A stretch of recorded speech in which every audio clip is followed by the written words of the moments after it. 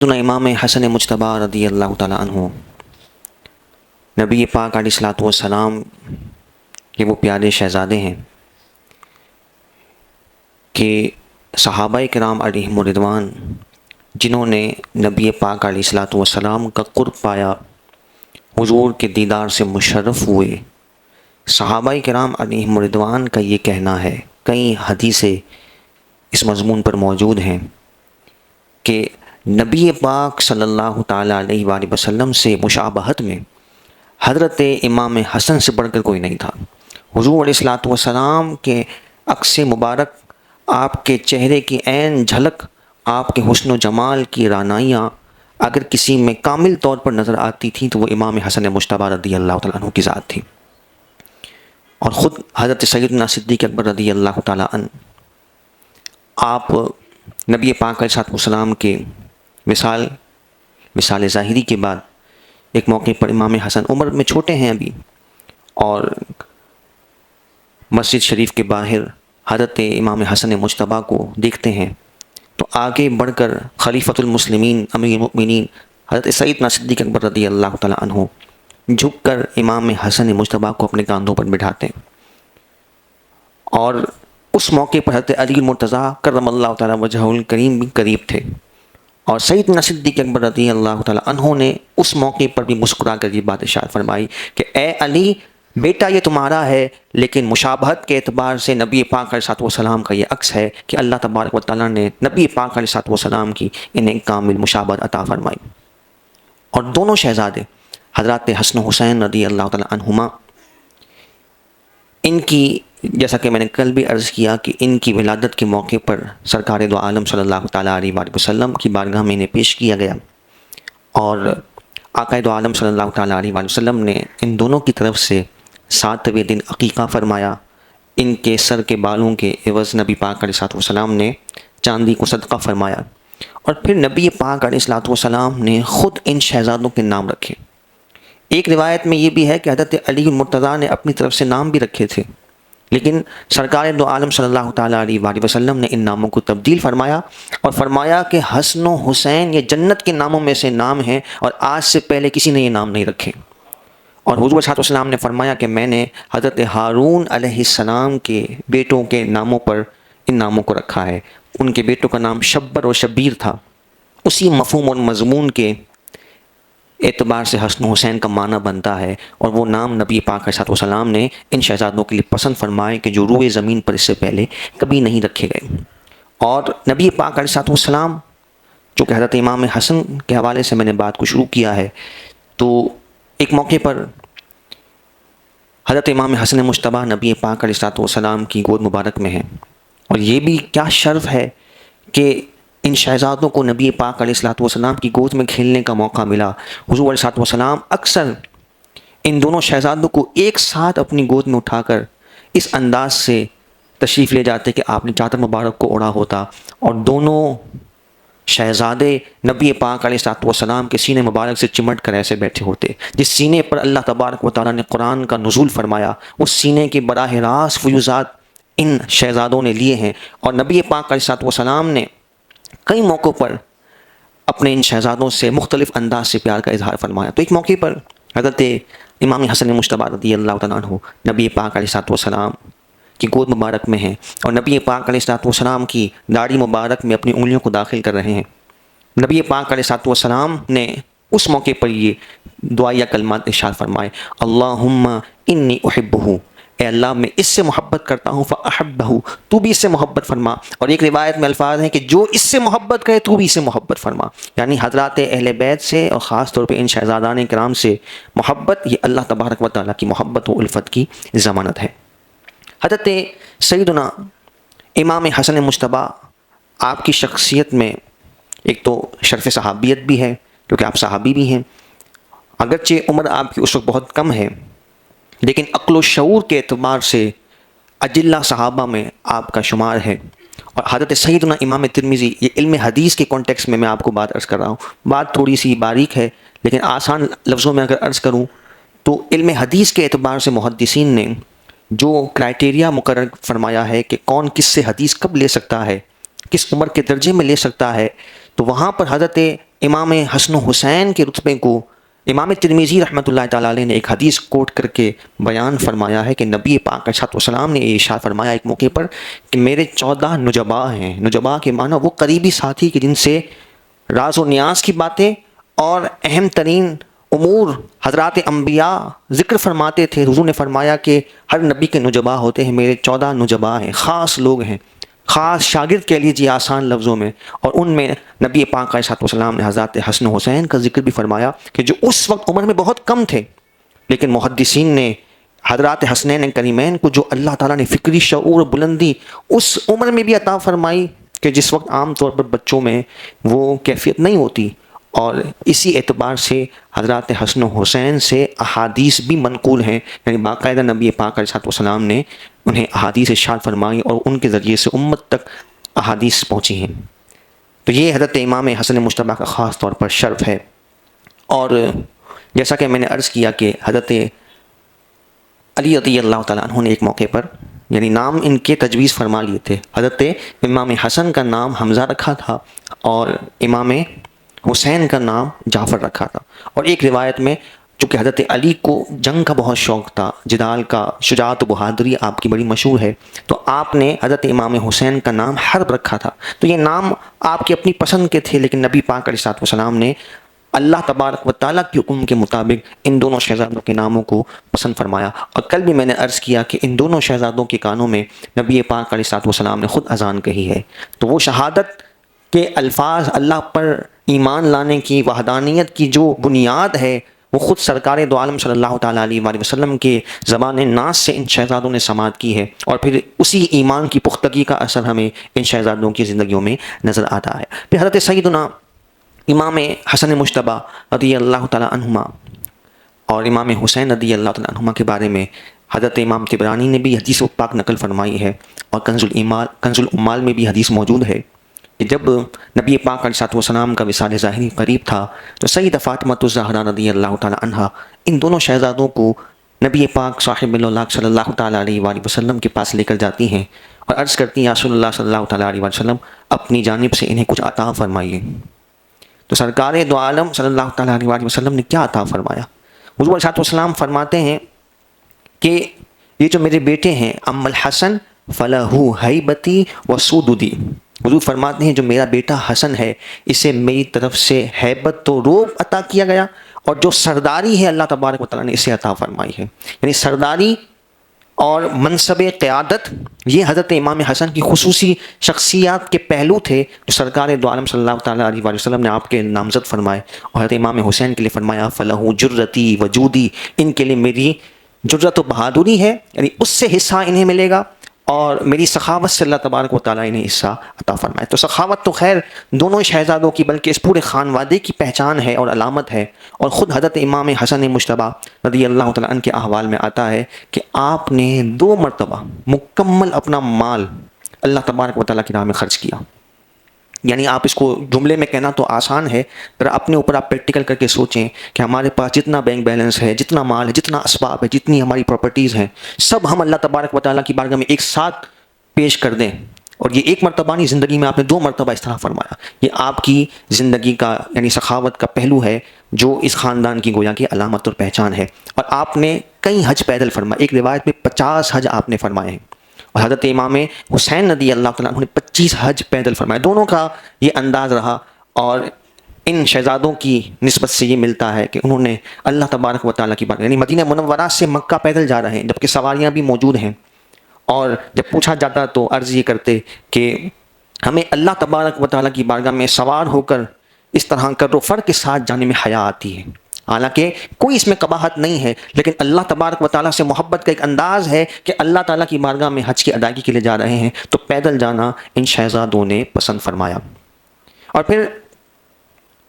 یہ بھی حدیث مبارکہ میں بڑی پیاری روایت موجود ہے حضرت سیدنا حذیفہ رضی اللہ تعالیٰ عنہ کے حوالے سے. بڑی پیاری حدیث مبارکہ ہے اور تفصیلی حدیث ہے، میں مختصر عرض کروں. حضرت سیدنا حذیفہ رضی اللہ تعالیٰ عنہ ایک دن اپنی والدہ سے عرض کرتے ہیں کہ کافی عرصہ ہو گیا، ان کی والدہ علیل تھیں، بیمار تھیں، ان کی عیادت میں موجود تھے. تو عرض کرتے ہیں کہ آپ اجازت عطا فرمائیے کہ آج میں مغرب کی نماز سرکار دو عالم صلی اللہ تعالیٰ علیہ وآلہ وسلم کی اقتداء میں ادا کروں۔ اور پھر والدہ کو دوسرے لفظوں میں کہہ لیجیے کہ لالچ یوں دیتے ہیں کہ میں اپنے لیے اور آپ کے لیے سرکار کی بارگاہ میں مغفرت کی دعا کرا کر آؤں گا۔ ان کی والدہ خوش ہو جاتی ہیں، اجازت مرحمت کرتی ہیں۔ اب یہ اپنے گھر سے مغرب کی نماز پڑھنے مسجد نبوی شریف میں سرکار دو عالم صلی اللہ تعالیٰ علیہ وآلہ وسلم کی اقتداء میں حاضر ہوتے ہیں۔ نماز مغرب ادا کی، حضور علیہ السلام نے چند وفود آئے ہوئے تھے، ان سے ملاقات کی، وقت مکمل ہو گیا، عشاء کی نماز کا وقت ہو گیا۔ اب انہیں تاخیر ہو رہی ہے، ایک طرف یہ فکر ہے کہ والدہ اکیلی ہیں، بیمار ہیں، اور دوسری طرف یہ معاملہ ہے کہ سرکار دو عالم صلی اللہ تعالیٰ علیہ وآلہ وسلم سے جو بات کہنی تھی وہ موقع تو نہیں مل سکا، اور والدہ سے دعا کا کہہ کر آیا تھا وہ دعا کرانے کا وقت ہی نہیں مل سکا۔ چنانچہ اسی کشمکش میں عشاء کا وقت ہو جاتا ہے۔ نبی پاک علیہ السلام نے عشاء کی نماز ادا فرمائی، صحابہ نے حضور کی اقتداء میں نماز ادا کی، نماز مکمل ہوئی۔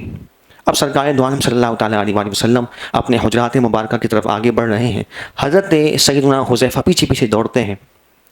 اور پیچھے پیچھے پہنچتے ہیں۔ نبی پاک علیہ السلام نے ابھی چہرہ انور پیچھے پھیرا نہیں ہے، یہ محسوس ہوا کہ کوئی آ رہا ہے۔ حضور علیہ السلام پوچھتے ہیں من حذیفہ؟ حضور نے فرمایا کون ہے؟ حذیفہ ہو؟ غفر اللہ لک ولی امک، اللہ تعالیٰ تیری اور تیری والدہ کی مغفرت فرما دے۔ اب حضور فرماتے بتاؤ کیوں آئے ہو؟ اب جو بات تھی وہ تو پہلے ہی پوری ہو گئی، سرکار دو عالم صلی اللہ تعالیٰ علیہ وآلہ وسلم نے پہلے ہی دعا سے نواز دیا۔ اب وہ خاموش ہو گئے، کہنے کا کوئی بات نہیں تھی۔ پھر سرکار دو عالم صلی اللہ تعالیٰ علیہ وآلہ وسلم نے اس موقع پر یہ بات ارشاد فرمائی کہ ابھی ابھی میرے پاس روئے زمین پر وہ فرشتہ آیا ہے جو آج سے پہلے کبھی نہیں آیا، اور مجھے یہ بات سنانے کے لیے آیا ہے کہ اللہ تبارک و تعالیٰ نے سیدہ فاطمہ الزہرا رضی اللہ تعالیٰ عنہا کو جنتی خواتین کی سردار مقرر فرمایا، اور حضرات حسنین کریمین رضوان اللہ تعالیٰ علیہم اجمعین کو جنتی جوانوں کا سردار بنایا۔ یہ خاص روایت سنانے کے لیے،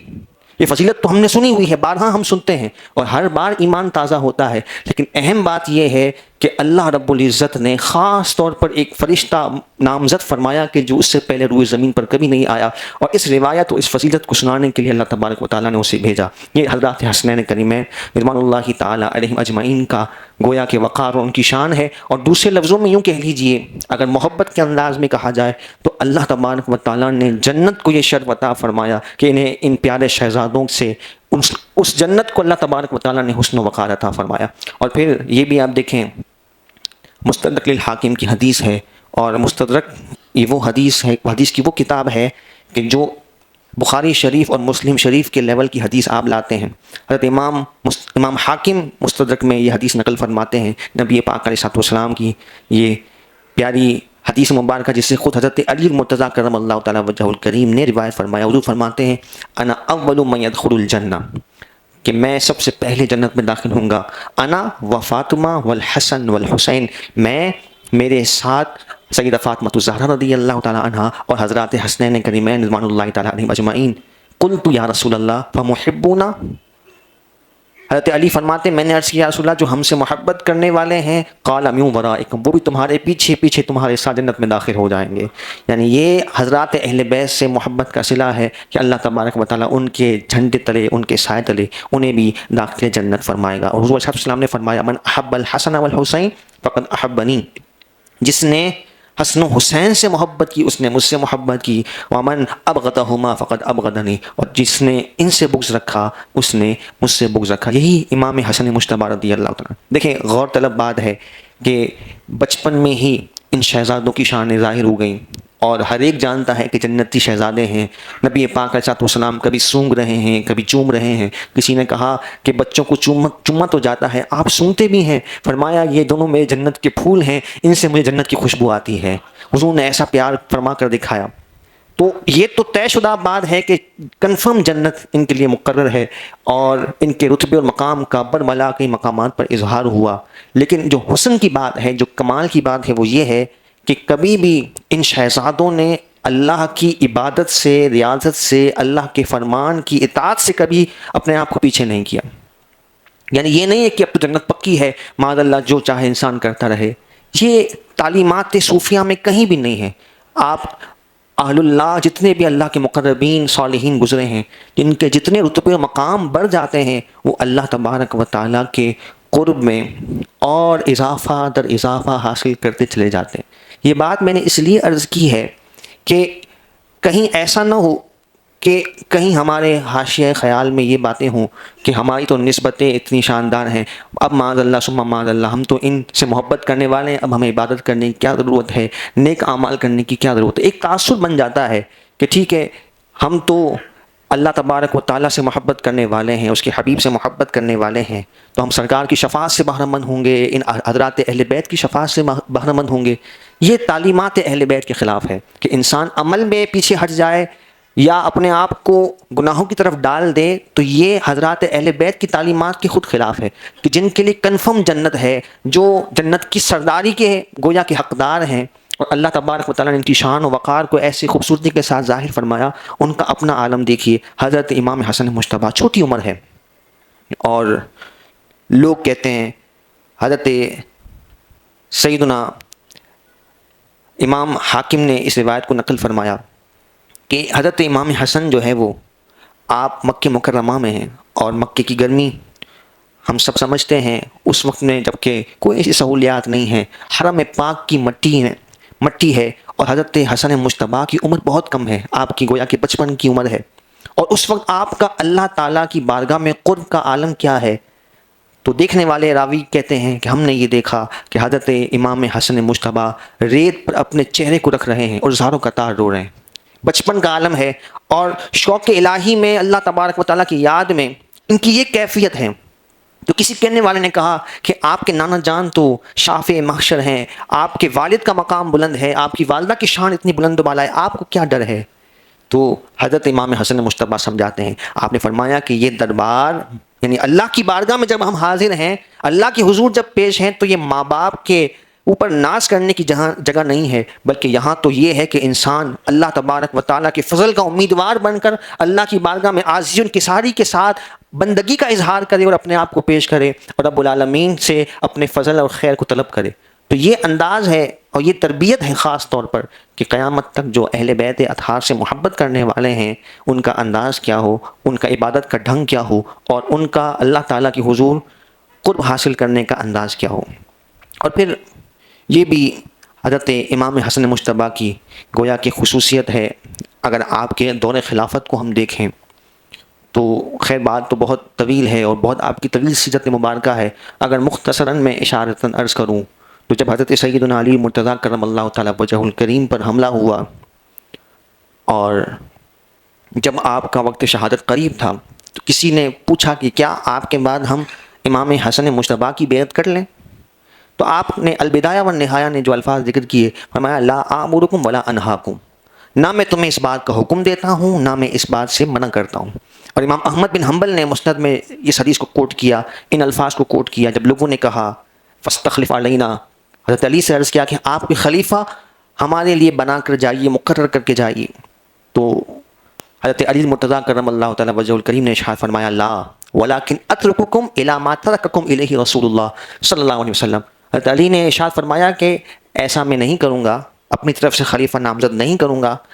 بلکہ میں تمہیں اسی طرح چھوڑ کر جاؤں گا کہ جس طرح سرکار دو عالم صلی اللہ تعالیٰ علیہ وآلہ وسلم چھوڑ کر گئے۔ یعنی ان کے بعد پوری امت حضرت سیدنا صدیق اکبر رضی اللہ تعالیٰ عنہ کی خلافت پر متفق ہو گئی۔ یہی معاملہ میرے ساتھ بھی ہوگا، اور ایسا ہی ہوا کہ آپ کے بعد آپ کے جو سچے جانشین اور آپ کا وقار جو تھا وہ حضرت امام حسن مجتبیٰ رضی اللہ تعالیٰ عنہ کی شخصیت میں تھا، اور آپ کی خلافت پر کسی کو کوئی اعتراض نہیں تھا۔ تو دو باتیں یہاں پتہ لگیں کہ خود حضرت علی مرتضیٰ کرم اللہ تعالیٰ وجہ الکریم نے اس بات کا اظہار فرمایا کہ سرکار دو عالم صلی اللہ علیہ وسلم نے اپنی زندگی میں کسی کو خلافت کے لیے نامزد نہیں فرمایا۔ یہ خود حضرت علی کے الفاظ ہیں کہ جس طرح رسول پاک نے چھوڑا تھا میں بھی چھوڑ کر جاؤں گا، کسی کو خلیفہ نامزد نہیں کروں گا۔ اور دوسری بات یہ ہے کہ جس طرح حضرت امام حسن مجتبیٰ کے لیے ساری خلقت نے باشادہ دلی آپ کی خلافت کو قبول کیا، اسی طرح حضرت سیدنا صدیق اکبر رضی اللہ تعالیٰ عنہ کے لیے بھی لوگوں نے خلافت کو قبول کیا تھا۔ سب سے پہلے حضرت سیدنا قیس بن سعد رضی اللہ تعالیٰ عنہ نے آپ کی بیعت کی، اور آپ علیہ الصلوۃ والسلام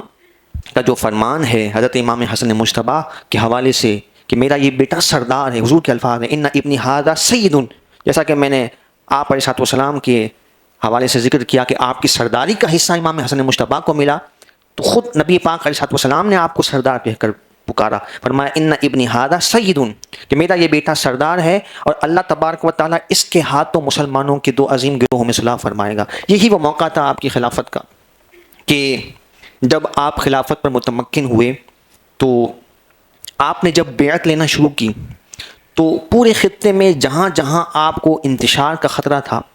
آپ نے باقاعدہ بیعت میں اس چیز کو شامل کیا کہ جب تک جس سے لڑنے کا میں نہیں کہوں گا کوئی بھی کسی مسلمان کے خلاف تلوار کو نہیں اٹھائے گا۔ خاص طور پر کوفہ میں جہاں پر خلفشار کا اندیشہ تھا وہاں پر حضرت سیدنا امام حسن مجتبیٰ نے خاص طور پر اسی بات پر لوگوں سے بیعت لی کہ میری اجازت کے بغیر کوئی بھی کسی بھی قسم کی قتل و غارت گیری میں مبتلا نہیں ہوگا۔ یہ آپ کا انتہائی اہم ترین اور نازک ترین اقدام تھا، اور وہ آپ کی سلوک پسندی کہ جس کی طرف نبی پاک علیہ السلام نے اشارہ فرما دیا، آپ کی مزاج میں اللہ تعالیٰ نے وہ ٹھہراؤ رکھا تھا کہ خود آپ نے اس چیز کو پسند فرمایا، اور سرکار دو عالم صلی اللہ تعالیٰ علیہ وسلم کی بات کی گویا کہ تائید و تکمیل ہونی تھی۔ اور پھر دوسری طرف ہم دیکھیں تو نبی پاک علیہ السلام کا یہ فرمان ہے کہ میرے بعد خلافت راشدہ 30 سال رہی، حضور کی حدیث مبارکہ ہے۔ تو 30 سال کا جو ڈوریشن ہے وہ حضرت سیدنا امام حسن مجتبیٰ پر آ کر پورا ہوتا ہے، یعنی حضرت سیدنا صدیق اکبر، سیدنا فاروق اعظم، حضرت سیدنا عثمان غنی، حضرت علی مرتضیٰ کرم اللہ تعالیٰ وجہہ الکریم ورضوان اللہ تعالیٰ علیہ مجمعین، ان کی آپ خلافت کی اگر ڈوریشن کو جمع کریں تو 30 سال مکمل ہونے میں 6 یا 7 مہینے کا ڈوریشن رہ جاتا ہے، اور حضور کی حدیث کی تکمیل جو ہے وہ حضرت امام حسن مجتبیٰ پر ہوتی ہے۔ اور اس اعتبار سے حضرت سیدنا امام حسن مجتبیٰ رضی اللہ تعالیٰ عنہ کو بھی ہم خلیفہ راشد کہتے ہیں کہ آپ کی اس دور خلافت پر سرکار دو عالم صلی اللہ تعالیٰ علیہ وآلہ وسلم کے اس فرمان کی تکمیل ہوتی ہے۔ تو جب 6 مہینے کا یا تقریباً 7 مہینے کا ڈوریشن آپ کا مکمل ہوا، اور اس وقت حضرت سیدنا امیر معاویہ رضی اللہ تعالیٰ عنہ کی فوج اور ایک طرف حضرت امام حسن مجتبیٰ رضی اللہ تعالیٰ عنہ کی فوج تیار ہے، اور اس موقع پر خاص طور پر جو اس وقت کے جو فتنہ انگیز شر پسند عناصر تھے جنہوں نے مسلمانوں کے لشکروں میں غلط فہمیاں پیدا کی اور انتشار و افتراق کو برپا کیا، لیکن حضرت امام حسن مجتبیٰ رضی اللہ تعالیٰ عنہ اس موقع پر سرکار دو عالم صلی اللہ تعالیٰ علیہ وآلہ وسلم کی اس فرمان کی تصدیق فرماتے ہیں، اور عملی طور پر آپ نے وہ حکمت و تدبر کا گویا کہ آپ نے مظاہرہ فرمایا کہ جس سے مسلمانوں کو ہر اعتبار سے جانی و مالی اعتبار سے بہت بڑے نقصان سے آپ نے بچایا، اور آپ نے جب صلح کا پیغام آیا تو کشادہ دلی کے ساتھ آپ نے اسے قبول کیا۔ اور یہ بات بھی بڑی اہم ہے کہ اس وقت حضرت امام حسن مجتبیٰ کمزور نہیں تھے۔ بعض مورخین نے عجیب و غریب قسم کا تاثر دیا ہے، لیکن حقیقت حال یہ ہے کہ آپ سے جو محبت کرنے والے تھے، جو آپ کے رفقا تھے، وہ تعداد میں بھی بہت تھے اور جان نثاری میں بھی بھرپور تھے۔ یعنی اگر حضرت امام حسن مجتبیٰ مقابلے کا فرماتے تو آپ کی قوت و طاقت بہت زیادہ تھی، لیکن آپ نے صرف اسلام کے مفاد میں مسلمانوں کی جان کے تحفظ کے لیے آپ نے لوگوں کو نقصان سے بچانے کے لیے اپنے حق کو آپ نے ترک فرمایا، اور حضرت سیدنا امیر معاویہ رضی اللہ تعالیٰ عنہ کو خلافت سپرد فرمائی۔ یہاں یہ بات بھی بڑی اہم ہے کہ حضرت امام حسن مجتبیٰ نے اپنے حق کو ترک فرمایا، لیکن امام حسن مجتبیٰ کی شخصیت سے یہ تاثر کبھی بھی نہیں لیا جا سکتا کہ آپ خلافت کسی نااہل کو سپرد فرمائیں۔ تو آپ نے حضرت امیر معاویہ رضی اللہ تعالیٰ عنہ کو جو خلافت سپرد فرمائی سلو فرماتے ہوئے، یہ بھی آپ کا تدبر ہے، اور یہ بھی اس بات کی عکاسی کرتا ہے کہ آپ نے حضرت امیر معاویہ رضی اللہ تعالیٰ عنہ کو ہر اعتبار سے خلافت کا اہل سمجھا، ورنہ یہ بات حضرت امام حسن مجتبیٰ کے خلاف جاتی ہے کہ آپ نے معاذ اللہ کسی غیر اہل شخص کو خلافت میں متمکن کیا۔ تو حضرت امیر معاویہ رضی اللہ تعالیٰ عنہ آپ کی شانیں بھی نرالی ہیں، لیکن یہ نہیں کہا جا سکتا کہ حضرت امام حسن مجتبیٰ کا یہ فیصلہ غلط تھا، اور یہ آج کی بات نہیں ہے۔ جب آپ نے یہ اقدام کیا تو اس وقت کچھ ایسے لوگ تھے فتنہ انگیز کہ جو حضرت امام حسن مجتبیٰ کے خلاف ہوئے، اور انہوں نے معاذ اللہ آپ کو زخمی کرنے کی کوشش بھی کی۔ آپ کی ٹانگ مبارک پر زخم آیا، اور پھر آپ نے شام کی طرف بیت ابیت میں کچھ عرصہ وہاں پر گزارا۔ وہاں پہ جب آپ صحت یاب ہوئے پھر آپ دوبارہ جو ہے وہ مدینہ منورہ تشریف لائے، اور آپ نے وہاں پہ کوفہ جو کہ دارالخلافہ تھا اس کو ترک کر کے پھر آپ نے مدینہ منورہ میں اپنا مسکن بنا لیا، یہیں آپ نے سکونت اختیار کی، اور اپنی زندگی کے آخری ایام آپ نے یہیں گزارے۔ صبح آپ نماز فجر کے بعد بیٹھ جاتے، لوگوں کے مسائل کو حل فرماتے، اور اس طرح آپ نے زندگی کے بقیہ حصے کو گزارا۔ اور یہی جو آپ کا سلوح کا اقدام تھا، یہی آپ کی گویا کہ شہادت کا سبب بھی بنا، اور اسی بنا پر آپ کو زہر دیا گیا، اور زہر دینے کی کئی مرتبہ کوشش کی گئی، لیکن یہ جو آخری بار جو آپ کو زہر دیا گیا وہ انتہائی سخت تھا۔ اور یہاں پر بھی مورخین نے بڑی خیانتیں کی رضی اللہ تعالیٰ عنہ کی، گویا کہ محرمات کی طرف اس کو منسوب کرنے کی کوشش کی ہے، جو کہ اس خاندان کی عظمت و حرمت کے خلاف ہے۔ حضرت امام حسن مجتبیٰ جب وصال کا قریبی وقت تھا تو اس وقت امام عالی مقام امام حسین رضی اللہ تعالیٰ عنہ حاضر خدمت ہوتے ہیں، اور انہوں نے عرض کیا کہ آپ بتائیے کہ کس نے آپ کو زہر دیا؟ تو امام حسن نے فرمایا کہ اگر تو وہ وہی ہے جو میں سمجھتا ہوں، اگر تو وہ وہی شخص ہے کہ جس کے بارے میں میرا اندیشہ ہے، تو اگر واقعی میں وہ ہے تو میں اس کے معاملے کو اللہ تبارک و تعالیٰ کے سپرد کرتا ہوں، اور اگر وہ نہیں ہے اور اس کا میں نام لے لیتا ہوں تو ایک ناحق خون کے ضیاء کا معاملہ ہے جس کی وجہ جس پر میں کبھی بھی آمادہ ہونے کو تیار نہیں ہوں۔ تو آپ نے خود بھی زہر دینے والے کے نام کو ظاہر نہیں فرمایا، اور خود حضرات اہل بیت عظام کا گھرانہ کنبہ قبیلہ انہوں نے بھی اس قرب میں کسی کے نام کو ظاہر نہیں فرمایا۔ تو تقریباً 350 سال بعد ایک مورخ اٹھے اور کسی کا نام ظاہر کرے تو یہ بڑی احمقانہ بات ہے، جو عقل کے اعتبار سے بھی درست نہیں ہے اور شرعی اعتبار سے بھی اس کی کوئی حقیقت نہیں ہے۔ تو آپ نے خود نام کو ظاہر نہیں فرمایا، اس کی وجہ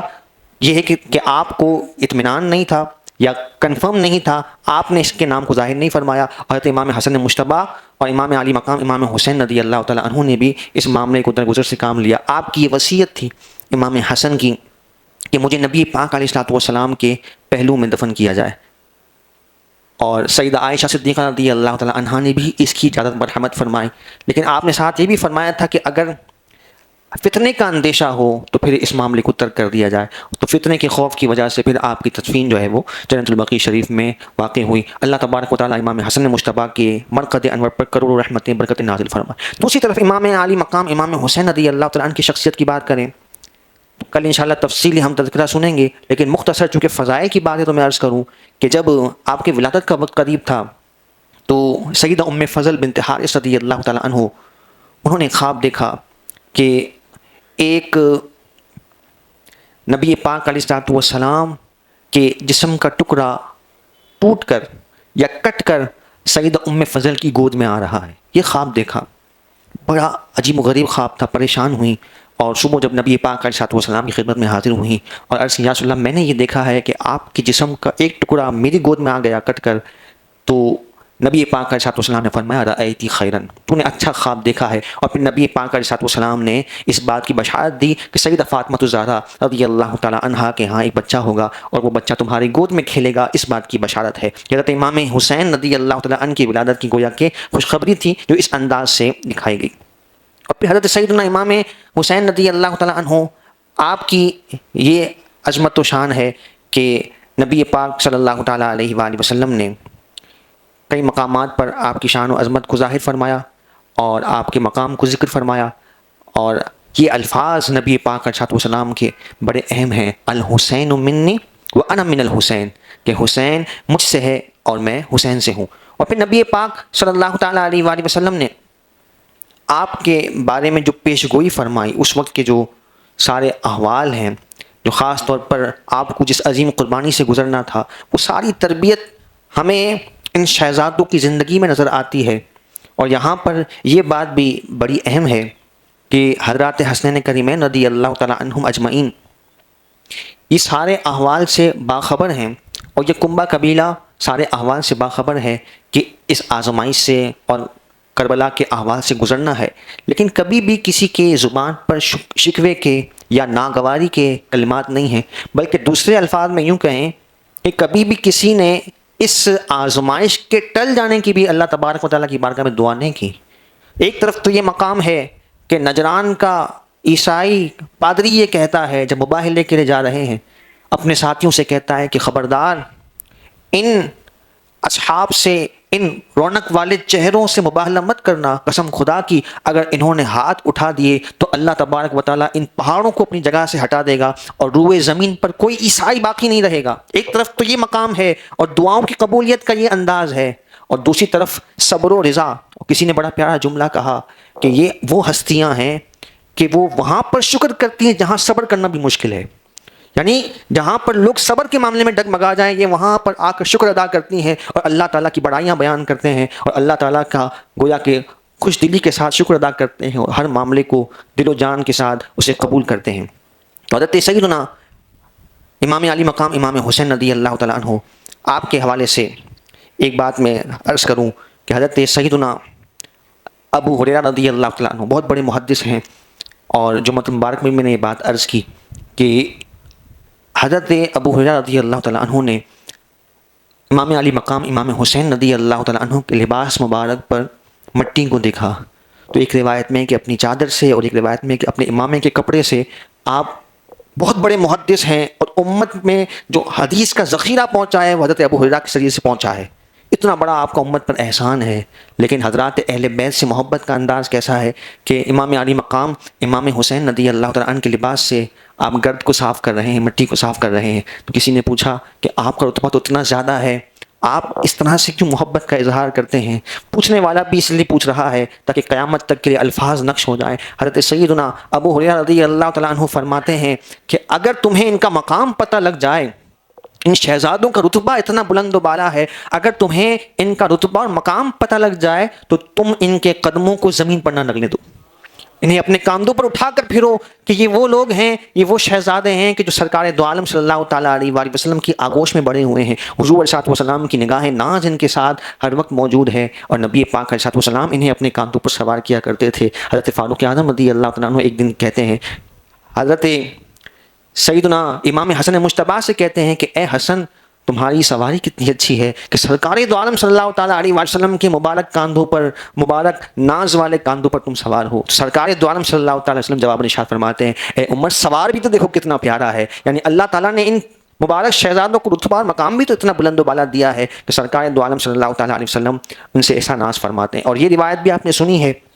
کہ حضور علیہ الصلوۃ والسلام خطبہ ارشاد فرما رہے ہیں اور یہ شہزادے ننھی عمر میں تشریف لاتے ہیں، نبی پاک علیہ الصلوۃ والسلام اپنی گفتگو کو روک کر ان شہزادوں کو اپنی باہوں میں لیتے ہیں، اپنی گود میں لیتے ہیں۔ یہ بات ہم نے پہلے بھی سنی ہے، لیکن غور طلب بات یہ ہے کہ نبی پاک علیہ الصلوۃ والسلام کی گفتگو، حضور علیہ الصلوۃ والسلام کا واعظ، اس کا عالم کیا ہے؟ وما ينطق عن الهوى ان هو الا وحی یوحی، کہ حضور اپنی جانب سے کچھ نہیں فرماتے، آپ وہی کہتے ہیں کہ جو وہی فرمائی جاتی ہے۔ یہ آپ کی گفتگو کا اور آپ کے کلام کا عالم ہے، اور اس کلام کو حضور علیہ الصلوۃ والسلام موقوف فرما کر ان شہزادوں کی طرف متوجہ ہوتے ہیں، انہیں پیار فرماتے ہیں، انہیں گود میں اٹھاتے ہیں کہ کہیں انہیں چوٹ نہ آ جائے۔ اور پھر یہی امام حسین رضی اللہ تعالیٰ عنہ ہیں کہ جب ایک موقع پر حضرت ابراہیم بن رسول اللہ صلی اللہ علیہ وسلم اور امام حسین دونوں آپ علیہ الصلوۃ والسلام کی گود مبارک میں ہیں، جبریل امین حاضر ہوتے ہیں اور عرض کرتے ہیں کہ اللہ تبارک و تعالیٰ ان میں سے کسی ایک کو آپ سے واپس لے لے گا، یعنی گویا کہ حضور کو اختیار دیا جا رہا ہے کہ آپ ان دونوں میں سے کسی ایک کو پسند فرما لیجئے۔ تو نبی پاک علیہ الصلوۃ والسلام نے حضرت امام علی مقام امام حسین رضی اللہ تعالیٰ عنہ کا زندہ رہنا پسند فرمایا۔ آپ نے فرمایا کہ حضرت امام علی مقام کا اگر وصال ہو جاتا ہے بچپن میں تو اس سے مجھے بھی تکلیف ہوگی اور میری شہزادی خاتون جنت رضی اللہ تعالیٰ عنہ کو بھی تکلیف ہوگی۔ تو آپ علیہ الصلوۃ والسلام نے اس غم کو خود اپنے اوپر لیا، اور حضرت ابراہیم بن رسول اللہ صلی اللہ تعالیٰ علیہ وسلم بچپن میں ہی وصال فرما جاتے ہیں۔ یعنی یہ باقاعدہ، ویسے تو یہ مشیت الہیہ ہے اور اس کی بھی بے حد حکمتیں ہیں، لیکن محبت کا انداز یہاں پر اس انداز سے سرکار دو عالم صلی اللہ علیہ وسلم نے ظاہر فرمایا کہ گویا کہ آپ کو اختیار دیا گیا اور آپ نے اپنے شہزادے حضرت ابراہیم کو اپنے پیارے نواز امام علی مقام کے لیے قربان کیا اور پیش کیا، اور ان کی زندگی کو نبی پاک علیہ الصلوۃ والسلام نے پسند فرمایا۔ اور پھر حضرت سیدنا امام علی مقام امام حسین رضی اللہ تعالیٰ، آخری بات میں عرض کروں، وقت ہمارا مختصر ہوتا ہے، آپ کی شان و عظمت کے اور آپ کے کمال کے اظہار کے حوالے سے روایت میں ملتا ہے کہ حضرت سیدنا امام علی مقام امام حسین رضی اللہ تعالیٰ، حضرت ابو ہریرہ رضی اللہ تعالیٰ عنہ خود اس کو روایت کرتے ہیں، ننھی عمر ہیں اور سرکار دو عالم صلی اللہ تعالیٰ علیہ وآلہ وسلم کی بارگاہ میں امام علی مقام امام حسین رضی اللہ تعالیٰ عنہ موجود ہیں، اور سرکار دو عالم صلی اللہ تعالیٰ علیہ وسلم سے عرض کرتے ہیں کہ میں اپنی والدہ کے پاس جانا چاہتا ہوں، اب رات کا وقت ہے، اندھیرے کا پہر ہے۔ تو حضرت ابو ہریرہ کہتے ہیں کہ سرکار دو عالم صلی اللہ علیہ وسلم سے میں نے عرض کیا کہ کیا میں ان کے ساتھ چلا جاؤں کہ کہیں اکیلے انہیں دقت نہ ہو، تکلیف نہ ہو۔ تو حضرت ابو ہریرہ حضرت امام حسین کے ساتھ جاتے ہیں۔ حضرت ابو ہریرہ خود اس منظر کو بیان کرتے ہیں، اندھیرے کا پہر ہے، فجاءت برقۃ من السماء فمشی فی ضوئہ حتی بلغ. حضرت ابو ہریرہ کہتے ہیں کہ میں نے آسمان سے ایک نور کو چمکتے ہوئے دیکھا جس کی روشنی میں امام علی مقام امام حسین رضی اللہ تعالیٰ عنہ بڑی آسانی سے اپنے گھر تشریف لے گئے. یہ اللہ کی بارگاہ سے ان شہزادوں کے لیے خاص اکرام اور گویا کہ انعام، بچپن کی کیفیتوں کا عالم ہے. اللہ تبارک و تعالیٰ ان کے مرقد انور پر